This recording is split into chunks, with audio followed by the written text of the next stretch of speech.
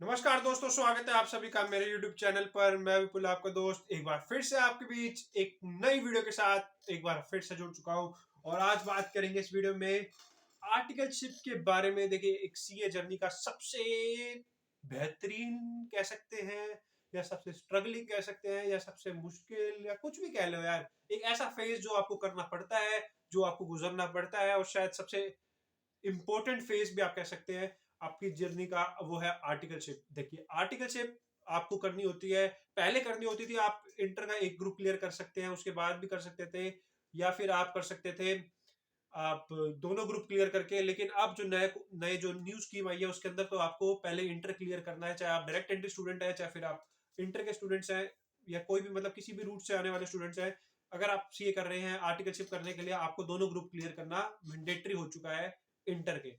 ये शायद एक अच्छा स्टेप भी आप कह सकते हैं। पहले 3 साल की आर्टिकलशिप होती थी, अब वो आर्टिकलशिप को 2 साल कर दिया है। ये एक बढ़िया इनिशिएटिव यहाँ पर इंस्टीट्यूट द्वारा लिया गया है। क्यों बढ़िया इनिशिएटिव, मैं आपको बता दूं, क्योंकि एक ऐसा फेस होता है कि 3 साल आपको लगातार आपको कंपनी में ऑफिस में जाना पड़ता है, इतनी मेहनत करनी पड़ती है, इतना काम करना पड़ता है, लेकिन रिवॉर्ड के नाम पर आपको क्या मिलता है? 2,000, 3,000, 4,000, 5,000। आपको ऐसा लगता है, कई बार वो मजदूर वाली फीलिंग भी आपको आती है कि यार किसके लिए कर रहे हैं, क्यों कर रहे हैं। वो आपका, जब आप देखेंगे आपका बॉस एक ऑडिट करने के लाख रुपए ले रहा है, और आप पता नहीं ऐसे कितने 50 ऑडिट कर रहे हैं उसके दिन में, मतलब दिन में या महीने में 50 पता नहीं कितने ऑडिट कर रहे हैं आप। और वो एक हर एक ऑडिट के लाख लाख 2-2 लाख रुपए ले रहा है, और आपको क्या मिलता है?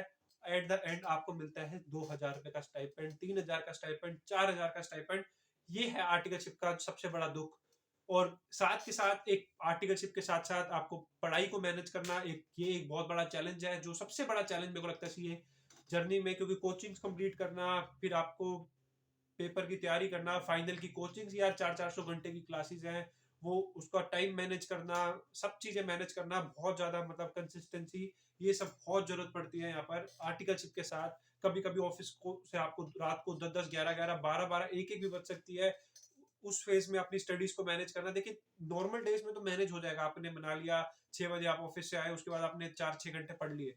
लेकिन कभी कभी ऐसा भी आता है कि आप ऑफिस से 10 बजे भी आ रहे हैं, 11 भी आ रहे हैं, 12 भी आ रहे हैं, एक भी आ रहे हैं। क्योंकि ये तो एक सबसे बड़ा दुख है सीए की जर्नी का, कि आपको कभी भी आपकी डेट्स ही खत्म नहीं होती। कभी आपकी जीएसटी की रिटर्न की डेट है, कभी आपकी ऑडिट की, टैक्स ऑडिट, ये ऑडिट रिटर्न, ये ऑडिट, मतलब दुनिया भर की डेट्स आएगी, और हर चीज की डेट ही डेट है। तो ये सब चीजों को मैनेज करना एक बहुत बड़ा टास्क होता है एक सीए स्टूडेंट के लिए आर्टिकलशिप के साथ। अब बात करते हैं आर्टिकलशिप के बारे में थोड़ी सी। देखिए, आर्टिकलशिप ज्वाइन करते समय आपको क्या क्या, मतलब किस किस तरीके के स्टूडेंट्स किस किस तरीके की फर्म्स में जाते हैं, और आपको क्या क्या क्या चीजें ध्यान देनी। देखिए, 2-3 तरीके के, आप अगर मैं डिवाइड करूं फर्म्स को, देखिए एक तो होती है अच्छी फर्म्स, बिग फोर, बिग यहाँ पर, या फिर बड़ी फर्म्स, बिग फर्म्स, जो अच्छी फर्म्स है, जिनका नाम ही फर्म्स है, जो एक टॉप फर्म्स है। एक तो वो हो गई, एक आपकी होगी मिड साइज फर्म्स होगी, और एक होगी छोटी फर्म्स। छोटी फर्म्स मतलब वो छोटी लाला फर्म्स कह सकते हैं आप, या फिर वो ऐसी फर्म जिसके अंदर मतलब वो शॉपकीपर्स का काम, या छोटे काम, या फिर ठीक ठाक से मतलब प्राइवेट कंपनीज के काम, छोटे मोटे मतलब काम हो सकते हैं। लेकिन वो बड़ी फर्म्स या मिड साइज फर्म वो होती है जिनके पास बड़ी बड़ी लिस्टेड कंपनीज के, बड़ी बड़ी कंपनीज के यहाँ पर ऑडिट्स हैं, या फिर और चीजें हैं। तो ये सब चीजें हैं। अगर बिग फोर की बात करें, सबसे ज्यादा एक ड्रीम जो होता है एक सीए स्टूडेंट का, वहां पर आर्टिकलशिप करना, big four, Deloitte, KPMG, EY, पीडब्ल्यूसी, ये हो गई, इनके अंदर एक ड्रीम होता है। लेकिन आप जब जर्नी, आपको मैं दोनों के बेनिफिट्स और आपको दोनों को एक बार आपको बता देता हूँ कि दोनों को मतलब क्या क्या इनके प्रोस एंड कॉन्स है। देखिए, अगर आप देखें छोटी फर्म के, पहले मैं आपको फायदे बता दूं, पहले आपको मैं बड़ी फर्म के बताता हूँ। देखिए, बिग फोर में सबसे बेहतरीन चीज ये है कि आपको एक्सपोजर मिलता है, एक बढ़िया एक्सपीरियंस मिलता है। क्योंकि जब आपने अगर आपने जॉब करनी है, जो कि मोस्टली सीए स्टूडेंट्स को आफ्टर कंप्लीटिंग सीए करनी होती है, तो आपको पहले से ही वो एक्सपोजर मिल जाता है उस चीज का। और आपको वो मतलब आपकी वो पर्सनैलिटी ग्रूम करती है, आपको वो चीज, हर चीज के लिए आप तैयार हो जाते हैं।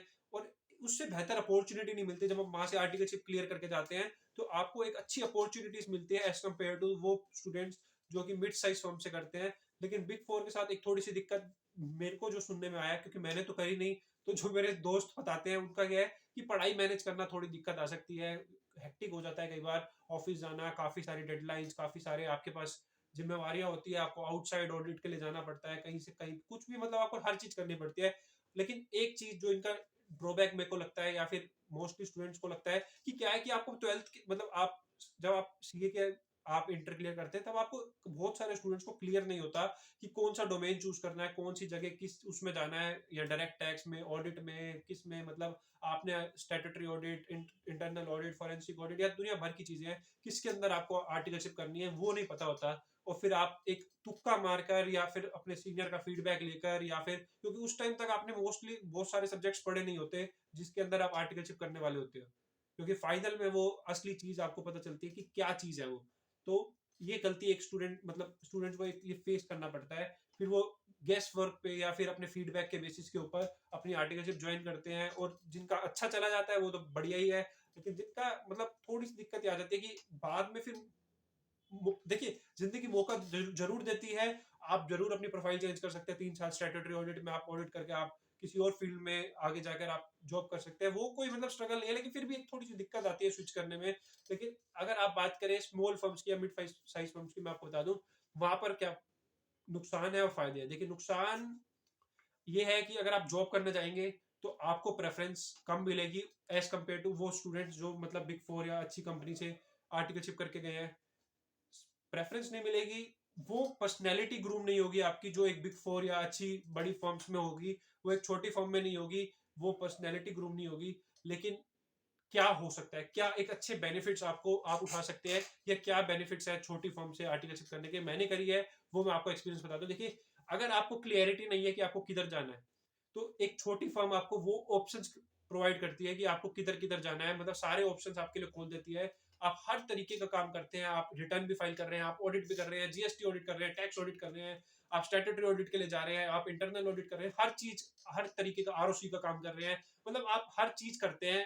जब आप एक छोटी फर्म में जाते हैं, जैसे कि मैं अपना बता रहा हूँ, तो वहां पर आपको हर एक चीज का फिर धीरे धीरे आपको इंटरेस्ट समझ आता है, फिर आप सीए फाइनल की स्टडीज करते हैं, फिर आपको समझ आ जाता है क्लियर करने के बाद तक कि आपको के लिए क्या चीज बनी है, फिर आप उसमें उस डोमेन में जा सकते हैं। छोटी फर्म्स में एक ये फायदा है कि आपको थोड़ा सा मतलब पढ़ाई मैनेज करने का भी टाइम मिल जाता है, क्योंकि यहाँ पर थोड़ी सी अगर आपकी अंडरस्टैंडिंग है आपके प्रिंसिपल के साथ, या फिर आपकी परफॉर्मेंस अच्छी है, तो वो थोड़ा सा एक समझाना थोड़ा आसान आसान हो जाता है। बिग बिग फर्म्स में ये दिक्कत आती है क्योंकि छुट्टियां वहां पर आपको टाइम के हिसाब से मिलेगी, जितना स्टडी उनका जो पॉलिसीज है उसके हिसाब से मिलेगी। लेकिन छोटी फर्म्स में ये थोड़ा सा मतलब नेगोशिएट ऊपर नीचे हो सकता है, ये एक बहुत बड़ा बेनिफिट है। आपको क्लैरिटी मिलती है, आपको हर एक चीज करने का मौका मिलता है। साथ में अगर आप अपनी प्रैक्टिस करना चाहते हैं तो मेरे हिसाब से आपको एक छोटी फर्म चूज करनी चाहिए, अगर आपके क्लियर है कि आपको प्रैक्टिस करनी है, या फिर आपके कोई पीछे मतलब पेरेंट्स की, या फिर कोई आपके पास पीछे बैकअप है आपका तैयार, तो आपको अगर प्रैक्टिस पहले से ही क्लियर है तो एक छोटी फर्म ज्यादा बेहतर है।